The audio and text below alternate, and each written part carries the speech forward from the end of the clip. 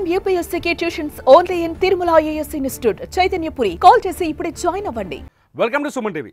ప్రణయ్ హత్య కేసులో నల్గొండ కోర్టు తీర్పు తర్వాత హత్య జరిగిన ప్రాంతం పైన కూడా చర్చ జరుగుతోంది. ఇకపోతే అమృత, ఎవరైతే అమృత ఉన్నారో ఈ కేసులో మొత్తంగా మొదటి బాధితురాలని చెప్పాలి. అమృత ఇటు ప్రేమించిన భర్తను కోల్పోయింది, అటు తనను ప్రేమించిన తండ్రిని కోల్పోయింది. ఇద్దరిని కోల్పోయింది అమృత. ప్రస్తుతం అమృత నిజానికి అమృతనే మొదటి విక్టిమ్ అవ్వాలి. వాస్తవానికి ఆ రోజు ఏం జరిగింది? సెప్టెంబర్ 14, 2018 తేదీన ఆ రోజు ఏం జరిగింది? మిర్యాలగూడలోని జ్యోతి హాస్పిటల్ దగ్గర సుభాష్ శర్మ అనే ఒక కిరాయి కిల్లర్, ఒక కిరాయి హంతకుడు ప్రణయ్ని ఎలా చంపాడు? వివరాలన్నింటినీ మనకు అందించడానికి మళ్ళీ ఒకసారి గుర్తు చేయడానికి మా ప్రతినిధి నిరంజన్ ప్రస్తుతం మిర్యాలగూడలోని జ్యోతి హాస్పిటల్ ముందు ఉన్నాడు. నిరంజన్, ప్రస్తుతం మీరున్న ప్లేసు ఇదే. ఇవాళ మొత్తం కేసులో సంచలనాత్మకమైన తీర్పుకు కారణమైన ప్లేస్. ఈ ప్లేస్లోనే ప్రణయ్ హత్య జరిగింది. అసలు ఆ రోజు జరిగిన సంఘటన ఏంటి? దాన్ని కొంచెం ఎక్స్ప్లెయిన్ చేసే ఛాన్స్ చూస్తావా? ఓకే, తిరుమల 2018 జనవరిలో చిన్ననాటి స్నేహితులైన ప్రణయ్, అమృతలు చిన్ననాటి నుంచి కూడా స్నేహితులు. వాళ్ళ స్నేహము వాళ్ళతో పాటే పెరుగుతూ ప్రేమగా మారింది. సో ఆ ప్రేమనైతే మారుతీరావు, అమృత తండ్రి ఉన్నాడో మారుతీరావు అయితే ఒప్పుకోలేదు. కారణం కులాలు వేరు కావడం.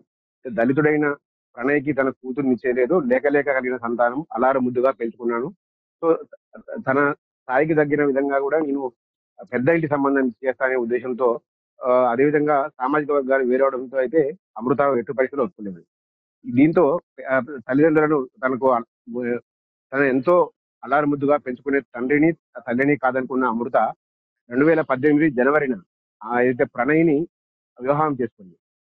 ఈ క్రమంలోనే వారి 5-6 నెలల పాటు వాళ్ళ సాంసారిక జీవితం నడిచింది. అయితే ఈలోపు ప్రెగ్నెన్సీ రావడము 2018 సెప్టెంబర్ 14వ తారీఖు రోజు మన వెనకాల ఉన్న ఏదైతే ఘటన జరిగిందో, వెనకాల ఉన్నది మిర్యాలగూడలోని జ్యోతి హాస్పిటల్. ఈ జ్యోతి హాస్పిటల్ దగ్గరికి ఆమెను జనరల్ చెకప్ కోసం ఇక్కడ వైద్యురాల వద్దకు తీసుకువచ్చి తిరిగి వెళ్తున్న క్రమంలో ఇక్కడే మాటు వేసిన సుభాష్ శర్మ, ఏదైతే ఏటుగా ఉన్నాడో బీహార్కి చెందిన వ్యక్తి సుభాష్ శర్మ, ఏదైతే ఈ రోజు న్యాయస్థానం ఉరిశిక్ష విధించిందో అతనే ఇక్కడ ఒక వేట కొడవలతో అతి దారుణంగా వెనకాల నుంచి వచ్చి వేటు వేసి అక్కడికక్కడే తీవ్రంగా కిరాతకంగా చంపిన పరిస్థితి. ఈ నేపథ్యంలోనే ఒక్కసారిగా ఘటనను భయపడిన అమృత, అదేవిధంగా ప్రణయ్ తల్లి ఇద్దరు కూడా హాస్పిటల్లోకి వెళ్ళి అక్కడ దాక్కున్న పరిస్థితి ఉంది. సో ఈ క్రమంలోనే ఏదైతే సుభాష్ శర్మ హత్య చేసిన తర్వాత ఈ హాస్పిటల్ పక్కనే అప్పటికే ఆటోలో మాట వేసి ఉన్న ఏదైతే మిగతా నిందితులు ఈరోజు శిక్ష పడ్డవారు ఉన్నారో బారీ ఏదైతే నల్గొండ చెందిన రౌడీ షీటర్ బారీ, అదేవిధంగా అఫ్జల్, ఇతను ISI తీవ్రవాదిగా కూడా గతంలో పోలీస్ రికార్డులో ఇతని పేరు నమోదైంది. వీళ్ళందరూ కూడా వెంటనే సుభాష్ శర్మను ఆటోలో తప్పించి ఇక్కడి నుంచి తీసుకెళ్లిన పరిస్థితి ఉంది. సో అప్పటి నుంచి కూడా దాదాపు సుదీర్ఘంగా విచారణ తర్వాత దాదాపు పోలీసులు అయితే 84 పేజీల ఛార్జ్ షీట్ అయితే న్యాయస్థానానికి సమర్పించారు. అప్పటి నుంచి కూడా కేసు దాదాపు 7.5 సంవత్సరాలుగా కేసు విచారణ కొనసాగుతా ఉంది. కోర్టు కూడా దాదాపు 102 మంది సాక్షులను విచారించిన అనంతరం ఈ రోజు తుది తీర్పు ఇచ్చింది. వాస్తవానికి ఈ మర్డర్ స్కెచ్ కి మొదటి కారణం ఎవరు? మారుతీరావు వల్లే ఈ మర్డర్ స్కెచ్ జరిగిందా, లేకపోతే ఇంకెవరైనా దీని వెనకాల ప్రోద్బలం ఉందా? మారుతీరావు తన పరువు కోసమే ఈ హత్యకి పూనుకున్నారా, లేకపోతే ఇంకేదైనా కారణం ఉందా ఈ కేసులో? ఖచ్చితంగా మారుతీరావు స్వార్థము, అదేవిధంగా కులాహంకారమే దీనికి మొత్తం హత్యకు కారణంగా తెలుస్తా ఉంది. మొత్తంగా మారుతీరావు ఏదైతే మిర్యాలగూడ పట్టణంలో ఒక బడా ఆర్థిక వేత్తలలో మారుతీరావు కూడా ఒకడు. దాదాపు 100 కోట్ల ఆస్తులు ఉన్నాయి. అక్కడ రియల్ ఎస్టేట్ వ్యాపారం చేసేవారు. ఇంకా రాజకీయ పార్టీ ఏదున్నా కూడా తనకు పలుకుబడితో ఇక్కడ పెత్తనం చెలాయించేవారు. సో అటువంటి మారుతీరావు తనకు లేక కలిగిన అమృతపై విపరీతంగా ఏకైక కుమార్తె అమృతను చిన్నపాటిని కూడా అల్లారి ముద్దుగా పెంచుకున్నాడు. సో అల్లారు ముద్దుగా పెంచుకున్న తన కుమార్తె తన పరువుకు భంగం కలిగించడమే కాదు, ఆ దళిత యువకుడిని ప్రేమించి పెనడం ఎట్టి పరిస్థితుల్లో కూడా మారుతీరావు సహించుకోలేకపోయాడు. సో దీంతో పాటు ఇదో కారణమైతే, ఏదైతే వివాహం చేసుకున్న 2018 జనవరిలో వివాహం చేసుకున్న అమృత ప్రణయ్లు ఇక్కడే మిర్యాలగూడ పట్టణంలోనే ఉంటూ ఇక్కడే రిసెప్షన్ నిర్వహించుకోవడం, దానికి పెద్ద ఎత్తున మిర్యాలగూడ వాసులందరూ కూడా పిలుచుకొని పెద్ద ఎత్తున కూడా ఒక అడావుడి తీసడంతో ఇంకా తట్టుకోలేని మారుతీరావు ఇక ఇతన్ని మా ప్రణయ్ని హత్య చేయడమే నా కూతురు తన వద్దకు వచ్చే మార్గమని గ్రహించాడు. సో ఇదంతా దారుణానికి ఒడిగట్టాడు. సో ఈ నేపథ్యంలోనే మారుతిరావు అయితే 2020 సంవత్సరంలో ఒక ఏవన్ గా ఉన్న మారుతిరావు 2020 సంవత్సరంలో హైదరాబాద్ లోని ఒక ప్రైవేట్ లాడ్జ్ లో సూసైడ్ చేసుకున్నాడు. అనంతరం A2 అయితే సుభాష్ శర్మ ఉన్నాడో, అదేవిధంగా A3 అబ్దుల్ బారీ, A4 అఫ్జల్ గోరి, విధంగా దీంతో పాటు మరో శివ, నవీద్ అనే వాళ్ళు అదేవిధంగా ఆ దీనికి ప్రత్యక్షంగా సహకరించారు. మారుతిరావుతో పాటు పోలీసులు ఛార్జ్ షీట్ లో నమోదు చేశారు. శ్రవణ్, అదేవిధంగా అమృత బాబాయ్ ఉన్నాడు, ఇతను వీళ్ళందరినీ కూడా నిందితులను చేసి ఈరోజు కోర్టు అయితే వాళ్ళని, న్యాయమూర్తి అయితే వాళ్ళని దోషులుగా ప్రకటించారు. సో ఈ నేపథ్యంలోనే మొత్తం కూడా ఇదంతా ఇదంతా చూసుకుంటే కనుక ఈ మొత్తం ఇందులో ఒక బాధితురాలుగా మారిపోయింది కనుక ఇటు తనకు ప్రాణం కంటే ఎక్కువ ప్రేమించిన తన తండ్రిని కోల్పోయింది అమృత. అదేవిధంగా తను ఇంకా ప్రాణం కంటే తన కులాలను కాదని, అంతస్తులను కాదని, ప్రాణం కంటే ప్రాణంగా ప్రేమించిన ప్రణయ్ని కూడా కోల్పోయి మొత్తం ఎపిసోడ్ లో మొత్తం అమృత ఏకాకిగా నిలిచిపోయిన పరిస్థితి. కానీ అమృత ఇప్పుడు వాళ్ళ కుటుంబ సభ్యుల నుంచి, సొంత కుటుంబ సభ్యుల నుంచి కొన్ని ఆరోపణలు ఎదుర్కొంటున్నారు. అమృత వల్లే ఇదంతా జరిగిందని చెప్పేసి అమృత ఇవాళ రాకపోవటాన్ని కూడా ఆ కుటుంబ సభ్యులు తీవ్రంగా పరిగణిస్తున్నట్టుగా తెలుస్తుంది. అమృత అనారోగ్యంగా ఉందనే సమాచారం ఉంటుంది, హైదరాబాద్లో ఉందనే సమాచారం ఉంది. ఇంతకీ శ్రవణ్ కుటుంబ సభ్యుల వెర్షన్ ఏంటి? ఎందుకు శ్రవణ్ కుటుంబ సభ్యులు ఇంతలా బాధపడుతున్నారు? ఈ మొత్తం హత్య వ్యవహారంలో శ్రవణ్ పాత్ర ఉందని పోలీసులు స్పష్టంగా చెప్పినప్పటికీ కూడా వాళ్ళు ఎందుకు ఇంతలా వ్యతిరేకిస్తున్నారు? అమృత పైన ఎందుకు ఇంతలా నిందలేస్తున్నారు? అయితే ఘటన జరిగినప్పటి నుండే కూడా అమృత పదే పదే తన బాబాయ్ శ్రావణ్ హస్తం ఉంది, శ్రావణ్ ప్రణయ్ని చాలా సార్లు బెదిరించారు, చంపుతానని బెదిరించారని కూడా పదే పదే ఆరోపణ చేసింది. దీంతో సీరియస్గా తీసుకున్న పోలీసులు ఇక్కడ శ్రవణ్ కూడా అదుపులో తీసుకున్నారు. శ్రవణ్ కూడా నిందితుల లిస్టులో చేర్చి ఒక విచారణ అయితే కొనసాగించారు.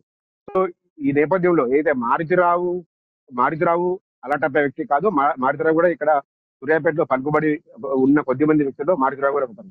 అటువంటప్పుడు మారుతిరావును కాదని మారుతిరావు తమ తమ శ్రావణ్ ఏవైతే ఉన్నారో, శ్రావణ్ మారుతి బాబాయ్ కుటుంబ సభ్యులు ఉన్నారో ఆరోపిస్తున్నారో, శ్రవణ్ కుటుంబ సభ్యులు అయితే మారుతిరావు చేశాడు తప్ప తమకు ఎటువంటి సంబంధం లేదు, కాకపోతే ఎప్పుడైనా మాట సాయం చేశారు, కాకపోతే తమ కుటుంబ సభ్యులతో చెప్పుకొని మారుతిరావు ఏడ్చాడని కూడా వాళ్ళు ఆరోపిస్తున్నారు. ఇదంతా తమ శ్రవణ్ కు చుట్టుకోవడంతో వాళ్ళ కూతురు, అదేవిధంగా వాళ్ళ వైఫ్, భార్య, వాళ్ళందరూ కూడా ఈ రోజు కోర్టులోనే పెద్ద ఎత్తున కూడా ఒక ఆందోళన చేసిన పరిస్థితి ఉంది. ఇటు పోలీసులను, మీడియా వల్లే ఇది జరిగింది. అదేవిధంగా పోలీసులు బలవంతంగా ఏదైతే వైట్ పేపర్లపై సంతకాలు చేయించుకొని స్టేట్మెంట్ రికార్డ్ చేశారు అని కూడా మొత్తం కూడా ఒక పెద్ద ఆరోపణ అయితే చేసింది. ప్రస్తుతం కూడా వాళ్ళైతే సీరియస్ గా ఉన్నారు. మనం మాట్లాడే ప్రయత్నం చేసినా కూడా వాళ్ళైతే సీరియస్ గా కసుబుసుమన్న పరిస్థితి అయితే కనబడతా ఉంది. మాకు శ్రవణ్ కు ఏం పాపం తెలియదు, అనవసరంగా ఇక్కడ జీవిత ఖైదు అనుభవించి జీవిత ఖైదు శిక్ష పడడం మా కుటుంబానికి తీరైన లోటు. ఇంకా వాళ్ళకు కూతురు కూడా ఉంది, వివాహం కావాల్సిన కూతురు ఉంది. ఇప్పుడు వాళ్ళ కూతురు పరిస్థితి నిన్న జైలుకి వెళ్తే అని కూడా వాళ్ళకు తీవ్ర ఆందోళన అయితే ఇదంతా మొత్తం కూడా అమృత వల్లే జరిగిందంటూ కూడా వాళ్ళు ఆరోపణలు చేస్తున్నారు. మొత్తంగా చూసుకుంటే శ్రావణ్ హస్తం కూడా, మారుతిరావు కూడా శ్రావణ్ కూడా పలుమార్లు ప్రణయ్ అయితే గతంలో బెదిరించాడనేది వాస్తవం. కాకపోతే ఈ హత్యలో శ్రావణ్ ప్రణయం ఉందా లేదా అనేది అది మాత్రం న్యాయస్థానమే తెలవాలి. కానీ న్యాయస్థానం కూడా శ్రావణ్ అయితే దోషిగా ప్రకటించి ఆయన కూడా జీవిత ఖైదు విధించిన పరిస్థితి. నిరంజన్, ప్రస్తుతం మీరు హాస్పిటల్ దగ్గర ఉన్నారు, జ్యోతి హాస్పిటల్ దగ్గర. మిగతా మీడియా మిత్రులు కూడా అక్కడ కనిపిస్తున్నారు. జ్యోతి హాస్పిటల్ దగ్గర అసలు ఏం జరుగుతుంది? అక్కడ ఉన్న వాళ్ళు ఏమైనా గుర్తు చేసుకుంటారా ఆ రోజు సంఘటనని? ఖచ్చితంగా జరుగుతుంది. అయితే ఆ రోజు జరిగిన విషయము రాష్ట్రవ్యాప్తంగా, దేశవ్యాప్తంగా కూడా సంచలనం సృష్టించింది. ఏదైతే ప్రణయ్ని హత్య చేస్తున్న విజువల్స్ ఆసుపత్రిలోని సీసీ కెమెరాలో రికార్డు కావడమే ఇక్కడ ఈ కేసుకు హైలైట్ గా అయింది. ఈ సీసీ కెమెరా దృశ్యాలు, హత్య చేస్తున్న సుభాష్ శర్మ ప్రణయ్ని హత్య చేస్తున్న సీసీ కెమెరా దృశ్యాలు నిమిషాల వ్యవధిలోని దేశం అంతా పాకిపోవడం, కొత్తగా రాష్ట్ర మీడియానే కాదు నేషనల్ మీడియా కూడా దీనిపై పెద్ద ఎత్తున వార్తా ప్రసారం చేయడంతో పెద్ద ఎత్తున హాట్ టాపిక్ గా మారింది. ప్రస్తుతం అయితే మొత్తం కూడా జ్యోతి హాస్పిటల్ ఒకవేళ సీసీ ఫుటేజ్ దొరకపోయి ఉంటే వీళ్ళకు నిందితులకు శిక్ష పడేది కాదు. సో జ్యోతి హాస్పిటల్లో సీసీ కెమెరా విజువల్ ఈ కేసుకు ప్రధాన సాక్ష్యంగా నిలిచాయి. పోలీసులు కూడా అదే సబ్మిట్ చేసిన పరిస్థితి ఉంది. సో జ్యోతి హాస్పిటల్ వైపే అందరూ కూడా చర్చించుకుంటున్న పరిస్థితి కనబడతా ఉంది. జ్యోతి హాస్పిటల్లో ఆ రోజు సీసీ కెమెరాలో హత్య చేస్తున్న విజువల్స్ దృశ్యాలు అయితే రికార్డు కాకపోతే కేసు ఇంతవరకు వచ్చేది కాదు. మారుతిరావు తన పలుకుబడితో ఎలాగైనా కేసు నుంచి బయట పడేవాళ్ళని అంటున్న వాళ్ళు కూడా ఉన్నారు. మరోవైపు జ్యోతి హాస్పిటల్ ఇప్పుడు ఈ మొత్తం కూడా జ్యోతి హాస్పిటల్ సీసీ కెమెరా ద్వారానే న్యాయం జరిగింది. ప్రణయ్ కుటుంబ సభ్యులకని కూడా ఒక వాదనలు కూడా ఇక్కడ వినిపిస్తా ఉన్నాయి. మొత్తం కూడా జ్యోతి హాస్పిటల్ వైపే చుట్టే చర్చ అయితే కొనసాగుతా ఉంది మిర్యాలగూడలో. ప్రస్తుతం మిర్యాలగూడలో ఉన్న పరిస్థితి జ్యోతి హాస్పిటల్ దగ్గర కూడా కొంత హడావిడి కనిపిస్తుంది. ఎందుకంటే ప్రణయ్ హత్య కేసు మామూలు హత్య కేసు కాదు. 2018 సెప్టెంబర్ 14వ తేదీన సంచలనం సృష్టించిన హత్య కేసు. ఈ హత్య కేసులో నిందితుడు ప్రణయ్ని ఎలా హత్య చేస్తున్నాడు అనే వీడియో జ్యోతి హాస్పిటల్ సీసీ కెమెరాలు రికార్డ్ అయింది. ఇవాళ ఇంత పెద్ద 600 పేజీల ఛార్జ్షీట్ కావచ్చు, లేకపోతే 102 మంది సాక్షులను విచారించడానికి కారణం కూడా ఆ సీసీ కెమెరా ఫుటేజ్ అయింది.